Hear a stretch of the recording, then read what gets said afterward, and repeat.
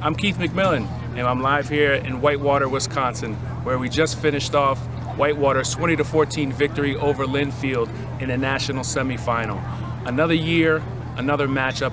It's certain as Christmas landing on the 25th, Mount Union and Whitewater are going to Salem, but it doesn't happen easily. On Saturday, I guess it did happen kind of easily for Mount Union and Alliance, but here it was quite a struggle for parts of the game for Linfield and certainly for Whitewater.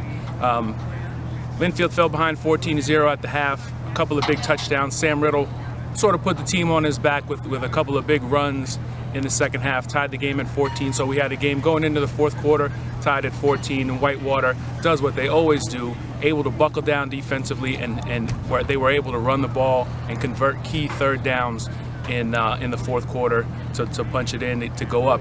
And even when they did go ahead with 5 minutes left in the game, Linfield locked the point after, so there was a chance as Linfield drove down the field, and they made it to approximately the 20-yard line, set up a big 4th and 3 where John Flood came through with essentially a game-ending sack. There was still about 2 minutes on the clock at that point, but Linfield had a drive. They had a chance to beat Whitewater, just like last season. Mary Hardin-Baylor had a chance to beat Whitewater, just like previous seasons. Linfield and other teams have come close, but in the fourth quarter, when they need to make plays, Whitewater gets it done. There were a couple of big third down conversions on the final scoring drive for Matt Barrett.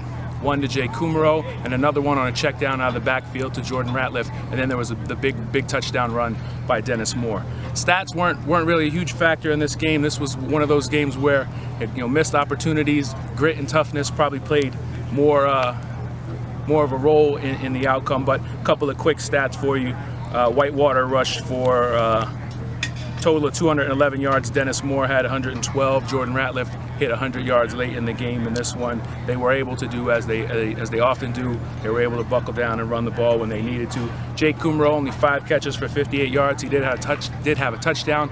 Kyle Belcher was matched up on him most of the day, and they did a nice job. Certainly, this was an emotional ride for Linfield. They'd been on the road now for 3 weeks in a row, and they had a drive there with their dream in their grasp, and instead it's another trip for Whitewater to Salem, a chance for them to send Coach Lance Leipold off in style with a 6th championship as he moves on to Buffalo, and also a chance for them to honor the namesake of this stadium here, Forrest Perkins, who passed away on the morning of the game. And Whitewater comes through with the 20-14 victory. They're going back to Salem. They'll see their old nemesis, Mount Union.